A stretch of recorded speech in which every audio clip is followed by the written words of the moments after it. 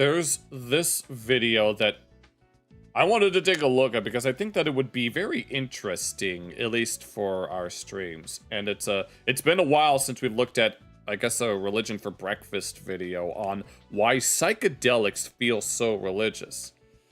To continue on with to move on with what we were talking about.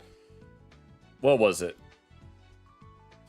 Oh, yeah. If any of you know what ayahuasca is, or know anything about DMT and those kinds of drugs where people will have, like, almost religious experiences, because I know that there are some, like, Native American tribes that will, like, there are a number of, like, peoples around the world that will do mild, like, hallucinogens in order to gain some experiences.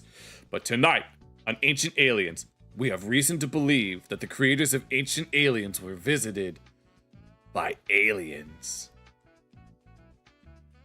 And what are the odds that it's Zim? Invader Zim. Because Zim is an alien. How many times does Dib need to say it? God, for God's sakes. But I want to see why psychedelics feel religious. Entheogens explained. If you're watching this on YouTube, be sure to check out Religion for Breakfast's original video, and I want to see how spiritual people will be on drugs. On Good Friday in 1962, the scholar of religion Houston Smith said he encountered God for the first time. Smith joined an experiment held in the basement of Boston University's Marsh Chapel. Along with a group of fellow seminarians and religious studies scholars, he ingested some psilocybin, the psychedelic compound found in so-called magic mushrooms. Oh, so we're gonna get to magic mushrooms. Aztecs, and most of them were brutal because they ritualized war to show which gods were more powerful and worthy. I know that's how it worked in Mesopotamia. Each city had its own god, and whenever the cities of Mesopotamia would go to war, there would be like a giant idol of those gods, and it would be as if the gods themselves are conquering the neighboring cities. So when the Spaniards conquered, of course, yeah. The group then listened to the Good Friday Jesus service going on in the church upstairs, and many had a profound religious experience. Smith said he had already believed in God for as long as I can remember, but until the Good Friday experiment, I had no direct personal encounter with God. But his experience on so this guy was experimenting with magic mushrooms.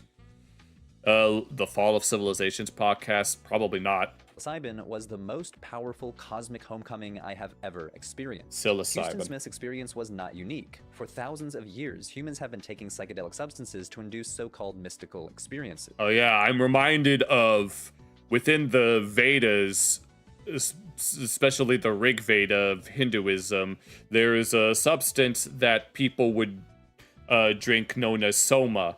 The Zoroastrians remembered it as hauma, implying that it was originally called Selma, deriving from a root that means to press.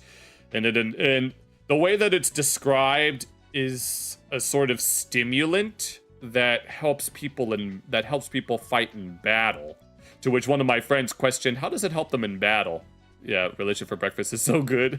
Yeah, I watch both him and Let's Talk Religion, Philip Holm. Both of them, I watch their videos like all the time. It's been a while since we reacted to one of them, since they're not exactly dramatic or memey, but it's just the kind of stuff that I like to look at. It's just, sometimes I might have trouble commenting on them since I might be a bit too immersed. So yeah. Many people report feeling a sense of sacredness, transcendence, and awe. Others describe traveling to other domains of experience or encountering supernatural beings like gods or spirits. Phenomena classically considered to be religious or mystical. When psychedelics are used in religious and spiritual contexts, they're often referred to as entheogens. The term entheogen derives from Greek, literally meaning something like, oh yeah, oh I get it, because theo, right? Become divine within, or generating God within. Yeah. More simply, it could just mean inspired or full of God. It was coined in the 1970s. Banned! As a way to just like everyone who makes fat jokes about queso. Avoid the negative. Oh, but those mushrooms are legal. Associations with terms like banned, hallucinogen, or psychedelic. Legal. Yeah, tobacco. In other words, entheogen. Bliss. Number one bliss. Yes, I mean, obviously, like, raw tobacco is nowhere near as bad for you as cigarettes, because cigarettes have all sorts of preservatives and filters. Like the way that, I don't remember which native tribes that did it, like they have those really long pipes, because apparently raw tobacco is very, very harsh, which is why there's so many filters and preservatives. Are psychedelics by another name, one that emphasizes their religious properties. The Marsh Chapel experiment was a product of its time. It was designed as part of a larger initiative at Harvard University, as research on psychedelics was ramping up in the 1960s. This ended with the Controlled Substances Act and this happened of 1970, which placed heavy restrictions on psychedelics and made them more difficult to study. And included a lot of PSAs featuring children's characters like Alvin and the Chipmunks teaching kids not to do drugs. I think and I think the Ninja Turtles did that as well. However, in the past couple of decades, say yes to drugs, say no to pizza. It's bad for their health. Yeah. There was a meme I saw, say yes to drugs, say no to pizza. Psychedelic research has been making a comeback, shifting the conversation from the counterculture of the 1960s to mainstream discussions about mental health, therapy, and especially religion. This research gives us a better understanding of how psychedelics are used here's a very good example, to I think. access spiritual or supernatural realms, agents, or experiences. Yeah. This one, that was very good. Esoterica. Oh yeah, I know about quite a few of those. Yeah, Esoterica, Angelus Symposium, and several others within that sphere of influence. Dr. Sledge, yes. Humans all over the world have been using psychedelics for rituals for thousands of years. Although Religion for Breakfast and Let's Talk Religions are the only ones that I actually actively watch. Initiates of the But I do know that they've had they've all had like each other as guests a lot. Greek mystery religion called the Eleusinian Mysteries. Oh yeah, the ingested Eleusinian. a drink called Kikion, which may have had psychedelic effects, with some archaeologists arguing it was partly composed of a fungi containing LSD-like alkaloids. Archaeological evidence for the use of a cactus containing mescaline called peyote dates back 5,000 years in Mesoamerica, and using psychedelic mushrooms in religious ceremonies was also widespread. You don't like Angelus Symposium that much? She's more onto the occult side of things. In 2008, archaeologists in Bolivia discovered a 1,000-year-old ritual bundle that contained traces of psilocybin and DMT. Here we go. Oh, and there's DMT, the one that, regarding DMT, our brains naturally produce DMT, but it's produced by the pineal gland, which is responsible for our sleep cycle, which leads people to believe that DMT is what allows us to dream and see and have like experiences. So when people do it, they imagine having those experiences. And this led to conspiracies about pine cone symbolism, even though they're not technically pine cones. To belong to a ritual specialist of the pre-Inca Tiwanaku civilization. Yes, I was just talking about Tiwanaku. Psychedelics are still used in religious rituals today. One example is the use of peyote in the Native American Church, or the NAC, which was founded in the late 19th century. Members of the NAC ingest peyote as a sacrament, and they view it as both a powerful herbal medicine and an omniscient spiritual entity. Practitioners often refer to it as Mother Peyote or Father Peyote. I think I've heard of this before, although I don't exactly remember what it entails. Consider it to have a parent-like presence. It looks cool. A very unique-looking cactus. I wonder if I highly doubt it's the same kind of cactus that Sokka drank in Avatar, but it wouldn't surprise me if this had a similar effect. It'll quench ya. Nothing's quenchier. It's the quenchiest! Thoughts and behavior to help keep them Native American approved too. Another example is ayahuasca. Ayahuasca is particularly infamous in this regard. Traditionally used by more than 70 indigenous groups in the upper Amazon. The mythical third eye, yes. So much so that people assume that the Sumerian, like, people will point out, like, quote unquote pine cone symbolism and like about the world, like within like the Middle East, even in the Vatican and in India. Well, technically, and some Sumerian tablets that depict what looks like pine cones, and they assume that the pine cone represents the pineal gland. Technically, they're not pine cones, they're date fruits. Maybe some figs, because date fruits, and date palms were considered sacred to Middle Eastern cultures. Indigenous people of the Amazon use ayahuasca for all sorts of purposes, including prophecy, protection, and to diagnose and cure illnesses. In recent years, ayahuasca has grown in popularity, even inspiring a Brazilian religion. Remember the time you touched a cactus? It was like, ouch! I didn't realize how sharp they were, and it was in the greenhouse. Oh, cactuses. Well, some cactuses aren't prickly like that. Some of them are more fuzzy than prickly, but called Santo Daime, which combines elements of indigenous ayahuasca use with Christianity, as well as some elements of Afro-Brazilian religion. After ingesting ayahuasca, some people claim to experience out-of-body journeys through alternate dimensions. One of the reason why it's called ayahuasca also happens to be the name of a entity that can sometimes appear to people that drink it. While others report that many would consider like, I guess, Mother Earth, if anything. Encountering an otherworldly source of unitive radiance. And if you want to go deeper into the cultural side of this, in a few weeks we're offering a live ethnobotany lecture on our online learning platform, the Religion Department. Ooh, It'll be the one you saw was prickly, yeah. taught by Indigenous historian Dr. Rosalind LaPierre, and I'll be there hosting a live Q&A. All right. Register by going to religiondepartment.com. So we know that entheogens have been discovered, used, and adapted in many religions and many cultures. Touch fuzzy, get dizzy. What do we know about how they work? 4 of the best studied entheogens include mescaline, psilocybin, DMT, and LSD. The first 3 are all naturally occurring substances. Mescaline is found in several species of cacti in the Americas. Is that what that is? Psilocybin is found in more than 200 species of fungi, and DMT is found in a variety of plants and animals. Amaruca, yes. Psychotria cartagenensis. LSD, on the other hand, is not a naturally occurring substance. It was originally made in a lab and continues to be produced synthetically. Once ingested, mescaline and LSD don't need to be altered in any way in order to create a psychedelic experience. Psilocybin and DMT, on the other hand, need to be metabolized in particular ways. Soon after psilocybin is ingested, the body metabolizes it, stripping it of a phosphate molecule and turning it into psilocin.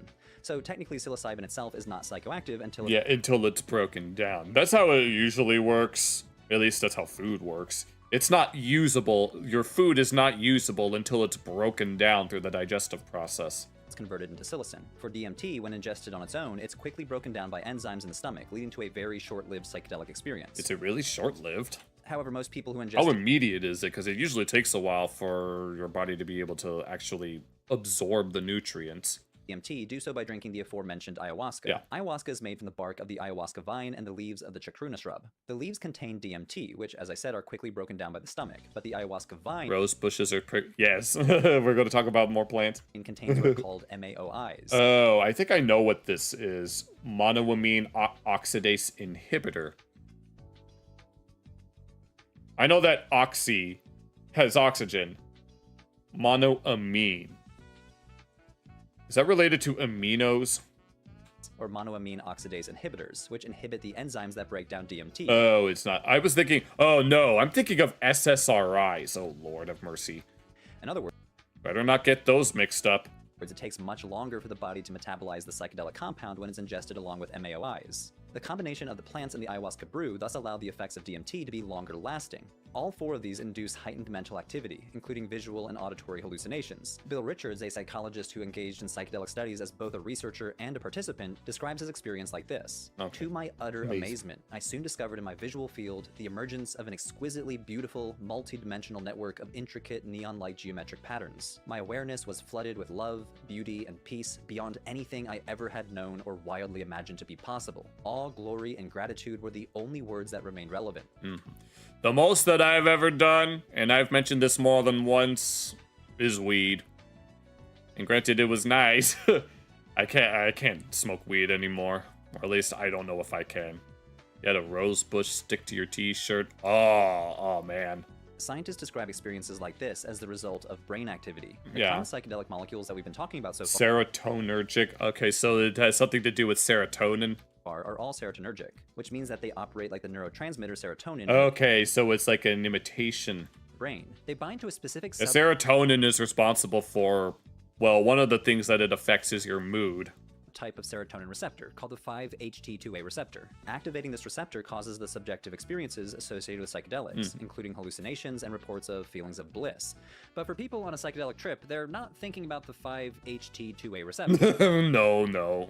Notice the terms that Bill Richards used. Awe, glory, religious-y sounding terms, right? Yeah. And scientists often do label these experiences as mystical type. Mystical. When all else fails, it's a mystical tradition. Now, personally, I think mystical is a weird term for scientists to use. It's like, the same thing apply, like the whole, like even just the concept of mysticism, like people will call like Kabbalah to be Jewish mysticism or even Sufism in that case, but it's more than just mystical stuff. There's a lot more to it.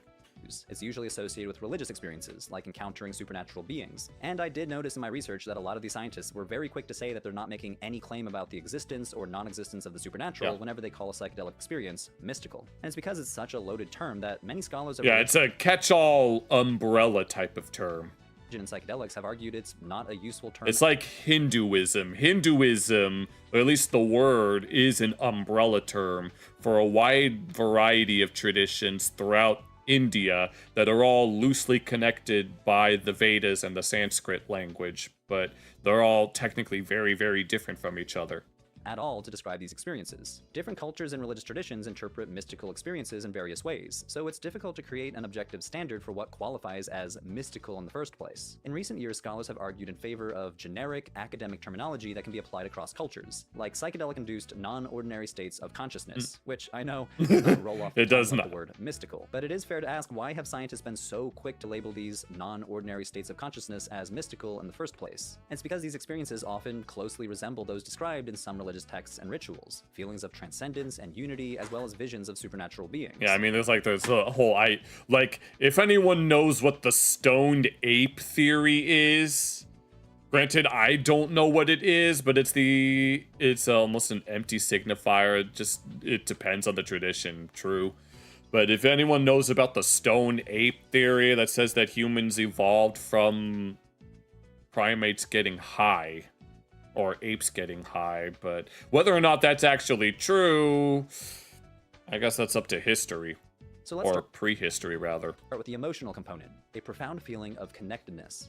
A profound feeling of connection or unity is one of the most commonly reported feelings by people on a psychedelic trip. I mean, that's how it usually works with religions and ideologies in general. One of their purposes is to give a sense of belonging. Consider a study conducted on a group of patients with clinical depression who were interviewed 6 months after a high dose of psilocybin. The researchers found that connection was one of the strongest themes reported by the participants, and many of them described this feeling in religious terms, even patients who had previously considered themselves not to be spiritual or religious. One patient described feeling the presence of God. I've always thought that he was a man because of the way I was raised, reading the Bible, but it felt like a female energy. That's what some Gnostic or non-canonical gospel writers say about the Holy Spirit. Because in Greek, the Holy Spirit, or I can't remember the exact Greek name of it. It's like pneuma hagia or something like that. It's the grammatical gender of the name of the Holy Spirit within Koine Greek is that of the grammatical feminine. So I can understand why they might assume that it's a female energy, but also with regards to ayahuasca, people will, if someone were to take ayahuasca, some of them will claim to have seen ayahuasca herself, which they often equate to Mother Earth. You would bet more on primates being drunk than getting high. Other patients saw Hindu gods, and at one point during the peak, one patient felt themselves becoming the god Shiva. Yeah. Others felt a connection to that actually reminds me of a story that I read about what Soma could be. I mentioned Soma earlier in the reaction, and I remember reading a small passage about some guy.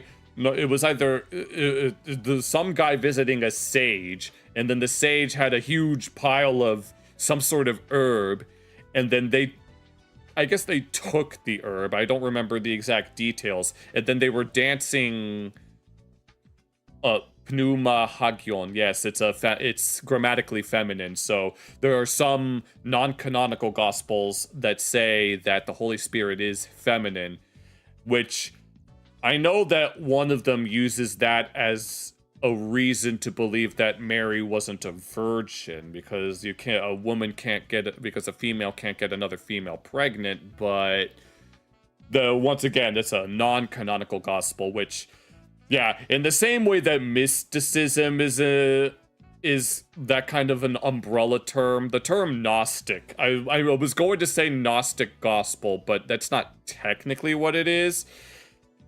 It's more accurate to simply just say non-canonical gospel. I don't remember which gospel it was in particular, but it was a non-canonical one. I can't exactly remember, but yeah. But Gnosticism is also that kind of a empty signifier, as Rhodey would put it. It's more of an umbrella term that just refers to anything that's not like mainstream or Orthodox Christianity. A nondescript supernatural force or a feeling of merging with the universe. One patient wrote, "I was everybody, unity, one life with 6 billion faces, yeah. I was the one asking for love and giving love. I was swimming in the sea, and the sea was me. Another said, like Google Earth, I had zoomed out. I was absolutely connected to myself, to every living thing, to the universe. In another study, the researcher Leo Roseman and his colleagues... Quality of acute psychedelic experience predicts therapeutic efficacy of psilocybin for treatment-resistant depression. You know that in Kabbalah, there's feminine and masculine, yeah. Studied the presence of mystical type experiences in a study. Yeah, because like the way that Judaism interprets the creation of the world, they interpret it as the separation of opposites, which gives it a sort of Taoist undertone. On using psilocybin for treatment-resistant depression. To measure mystical experience, the team used an altered states of consciousness questionnaire. The Roseman team used the questionnaire to try to measure, among other things, the presence of a feeling of oceanic boundlessness. The world of ocean and sky. Oh my god, when we start playing KH3 and we get to the final world. Term originates in a conversation between Sigmund Freud and the French intellectual and mystic Romain Rolland. Oh, here's Sigmund Freud. Now, Freud considered religion to be an illusion, but Rolland argued that Freud failed to appreciate the true source of religious sentiments, a subjective feeling of something limitless, unbounded, as if it were oceanic. I mean, a lot of mythologies, like back in those days, for them, their creation stories, the world starts out as not necessarily nothing, but it starts out as a vast, dark ocean of sorts. That the world started out as just a chaotic sea, and then from that sea came other entities, like even I think even the Bible talks about that the world was once just an ocean, which technically the Earth was just an ocean at some point, until slowly but surely over the billions of years, land and continents started forming. So they might be onto something in that kind of context, but even within other traditions, the world started out as a empty, chaotic sea. Just, I guess it has to, I'm guessing it has to do with the fact that people would look up at the sky and see that it's blue, and then they just assume that maybe there's water up there beyond the firmament. But I don't exactly remember whether or not that is the case. This questionnaire lists different types of sub-dimensions of oceanic boundlessness, a state of blissfulness, insightfulness, and disembodiment. The study ultimately found that in 20 patients with treatment-resistant depression, a psilocybin-induced experience of oceanic boundlessness predicted positive clinical outcomes. It was void and empty without form. It does depend on the... Yeah. But I do also know... Yeah, I do remember it saying some other things. Like, I know the opening verses is like... I'm trying to remember the exact Hebrew because, like, the saying "in the beginning" is not exactly accurate to the original Hebrew, but it's one of those close enough kind of things. It really does just depend on translation. Psychoanalysis having been debunked. Freud is so basic, but Carl Jung is where the really good stuff is. I was going to make mention of the sexual aspect of Freud's research and how I may have personally noticed it myself, at least in hindsight, but I don't want to talk too much about that. Let's just leave it at that. Some scholars describe this as the unitive experience of psychedelics, and it's closely related to another commonly reported religiously sounding experience, a sense of awe. Now, the concept of awe has fascinated philosophers and religious studies scholars for years. Back in the 1800s, thinkers like Friedrich Schleiermacher and William James described it as a deep emotional response that people feel when they encounter something that is greater than themselves and beyond rational comprehension. Many argued that awe was the defining feature of religious experience. The psychologist Peter Hendricks defines awe as an emotion in the upper reaches of pleasure and on the border of fear that emerges from two feelings, a sense of vastness and accommodation. Accommodation refers to the need to adjust mental structures so as to integrate a new experience, sometimes involving fear or disorientation. I think this is partially why visionary texts like the Book of Revelation are frequently attributed to psychedelic trips, because these texts are describing a sense of awe. Tell me who is that writing? John the Revelator. mix of amazement and fear, a sense of vastness as the small prophet encounters the hugeness of God. Accommodation is at play too, as the prophet attempts to adjust and integrate the new experience that they're witnessing. That's not to say these visions are reporting on an actual psychedelic experience. As we'll explore in a future video, they probably are not. But I mean, there is that one temple, that ancient Judean temple that had cannabis burning on it. So maybe there's something to that, at least. Similar themes may explain why scientists have been so quick to label these psychedelic experiences as mystical in their research. These experiences... But he was protecting way too much. But it was good that someone started to talk about the psychosexual attraction that Ethan Klein has to Hassan Piker. And that's the end of the topic. Yeah. Of awe and unity are said to cause people to question their own worldview, which leads us to the next religious dimension of psychedelics, their ability to alter a person's belief in the supernatural. A study conducted by a team of researchers led by Christopher Timmerman investigated psychedelics after metaphysical how beliefs. psychedelic drugs affect people's metaphysical beliefs, specifically regarding reality, consciousness, and free will. The study recruited 866 participants who were planning to attend a ceremony involving some sort of psychedelic substance. People were asked to Yeah, pretty much. complete a survey that measured their metaphysical beliefs at different points, 1 week before the experience to establish a baseline, and then 1 day, 4 weeks, and 6 months after. The survey assessed the levels of belief in strict philosophical materialism, the idea that everything is purely physical, as well as belief in dualism, the mind and body are separate, fatalism, the belief that events are predetermined, and panpsychism, the idea that mind or consciousness is a fundamental aspect of all things. So, for example, the survey asked questions like, do you think the physical world is an illusion generated by the mind, or not? I was about to say, technically, I know that there are some traditions that do say the physical world is an illusion, but not necessarily of the mind. Do you believe reality is entirely constituted by physical objects and processes? Technically? Another question, do you believe reality is entirely constituted by physical objects and processes? After everyone took their trip, the researchers found that psychedelic experiences tended to shift the participants' belief away from strict materialism. They showed an increased belief in the existence of non-physical supernatural realms and a unifying principle beyond scientific explanation. They also found that these changes in belief lasted up to 6 months after the psychedelic trip. Really? The effect was really strong for first-timers. This Well, yeah, of course. If you're doing a drug for the first time, it is going to last longer. I know this from experience. That first-time psychedelic experiences can be particularly life-changing when it comes to beliefs about the nature of reality. The researchers offered a few reasons for why psychedelics may induce changes in metaphysical beliefs, though one interesting theory they mentioned is called the Rebus model, standing for relaxed beliefs under psychedelics. Okay. I thought this was... No, for a second I thought of Remus, the brother of Romulus, but... According to this model, psychedelics make our deeply held beliefs and assumptions more flexible or plastic. Essentially, they reduce the mental rigidity of these beliefs, making like how children's minds are much more moldable. Like if I remember watching a video about a girl who was suffering a severe type of epilepsy that affected one of her brain hemispheres. So they had to remove one of them, and she was able to function pretty normally. And considering that she was a kid when it was happening, she would be able to adapt more easily.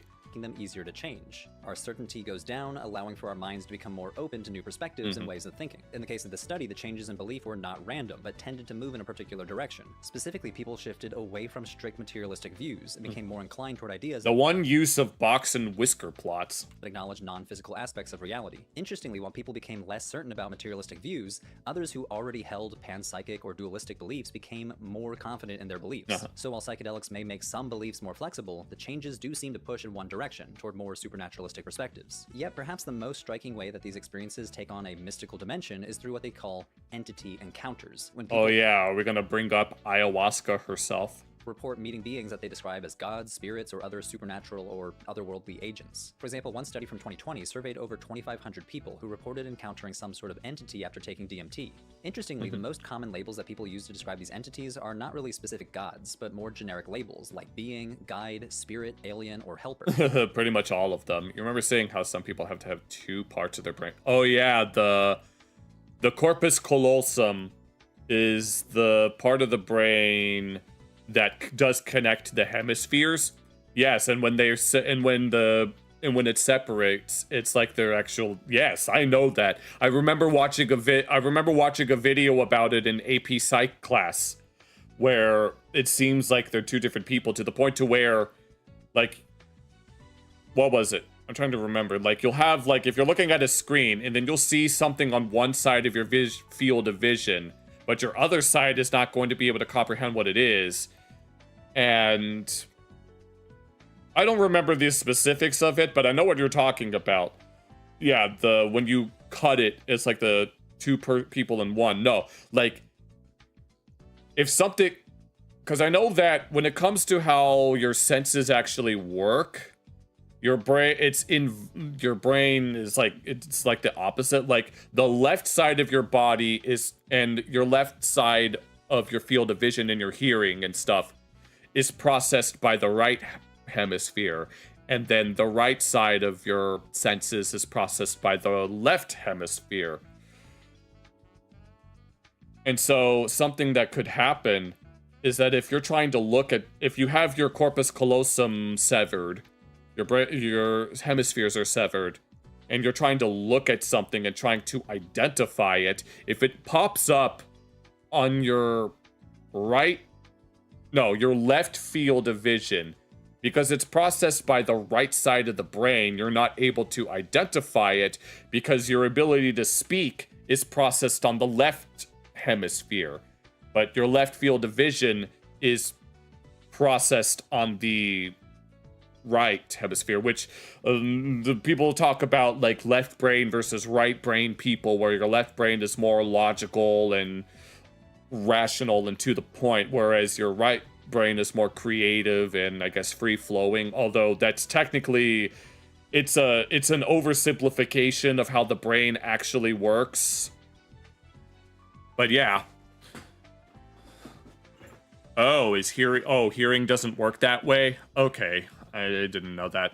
I know that most of your other senses, and even like your sense of movement, also works that way. But I do know that if you're trying to identify something in your left field of vision and your corpus callosum is severed, then you're not going to be able to say what it is, because the right side of the brain, which processes your left field of vision, is not the part of the brain that that language is processed. But fun fact about the corpus callosum. Marsupials and monotremes do not have them. They are exclusive to...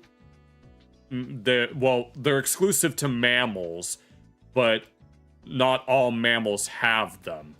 Like, as I said, marsupials and monotremes don't have a corpus callosum. All other mammals do, and no other animal has one. And in fact, mammals, when it comes to how mammalian brains function, the gray matter is on the outside and then the white matter is on the inside. But all other animals, it's the other way around. The white matter is on the outside and the gray matter is on the in. Yeah, I just mentioned that the left brain, right brain thing is but hardline speech. I just know that I don't remember the exact. Yes, like kangaroos. Yeah, kangaroos, marsupials, they don't have the corpus callosum that connects the hemispheres. A smaller number of people chose words like angel or elf or some sort of religious figure. A handful described their encounters using words like gnome, monster, or dead person. The researchers found that the experiences were rated as among the most meaningful, spiritual, and psychologically insightful lifetime experiences, with persisting positive changes in life satisfaction, purpose, and meaning attributed to the experiences. Another study of over 4,000 people compared two types of encounters: people who claim to have encountered God without the influence of drugs, and people who say they did with the help of psychedelics. Both like those mega pastors that are on TV that are all like speaking in tongues and stuff. groups reported similar sensory phenomena, hearing voices, seeing visions, or just a feeling of some deep, profound emotion. The differences were striking though. For example, the researchers found that people in the non-drug group were much more likely to say they encountered a personality, God, or some sort of emissary of God like an angel. I can imagine. 41% of the non-drug group say they encountered God, versus only 18% in the psychedelic group. Those in the psychedelic group were much more likely to describe their encounter in less personal words, like encountering an ultimate reality. Now, science is still scratching the surface when it like meeting Brahman comes to understanding entheogens and religion, but it's already providing insights into many of the states of consciousness that are classically associated with religion: a feeling of awe, beliefs in the supernatural, and encounters with otherworldly beings. A growing number of researchers have also begun to reflect on the ethical questions raised by scientific work on these substances, especially questions of cultural ownership and knowledge production. Oh, so the sort of debate on whether or not what was it? An observatory should be placed on Hawaii's main a volcanic island? Because I know that to native Hawaiians, the volcano is sacred, but apparently the volcano was very, very, very convenient for stargazing. So, yeah, I guess it's a give and take in that case. Take psilocybin. As it's become the focus of a multi-billion-dollar pharmaceutical and wellness industry, it has also generated hundreds of patents. Critics have Lord have mercy. argued that this commercialization often bypasses indigenous communities, whose long-standing ritual knowledge helped bring these substances to the attention of Western researachers. But I mean, nobody's really stopping them from using the raw mushrooms, but at the same time, if you want the good stuff, you gotta pay up, buddy. Who rarely share in the economic or legal benefits. More broadly, some scholars argue that Western science tends to narrow its focus to clinical outcomes, treating psychedelics primarily. Yeah, you mentioned despite studying philosophy and literature faculty where psychoactives are easy to get contraband, you never took it. As therapeutic or Yeah, I stopped smoking weed a lot of years ago. medical tools, while sidelining the cultural, ritual, and spiritual frameworks in which these substances have traditionally been understood. And this gets us back to what makes entheogens so compelling in the first place. They sit at an unusual crossroads between the material and the subjective, science and religion. On one hand, psychedelics are physical substances, molecules that interact with serotonin receptors and alter brain activity in ways that we can measure. On the other hand, the experiences they produce are described in profoundly mystical terms. Unity, awe, spiritual transformation, and encounters with what many people experience as divine entities. It's this tension between chemistry and mysticism that makes entheogens such a rich object of study, and why they continue to challenge how we think about religion, experience, and the boundaries of science itself. You have epilepsy, but you're in remission. I wonder if that affected you taking philosophy. Well, hopefully I haven't shown too many flashing lights on stream. Hey everyone, thanks for watching. Okay, and that's it? Alright, thank you, Andrew. This was a very fun video. We had a lot to talk about. I'm not surprised, but I mean, I've been wanting to...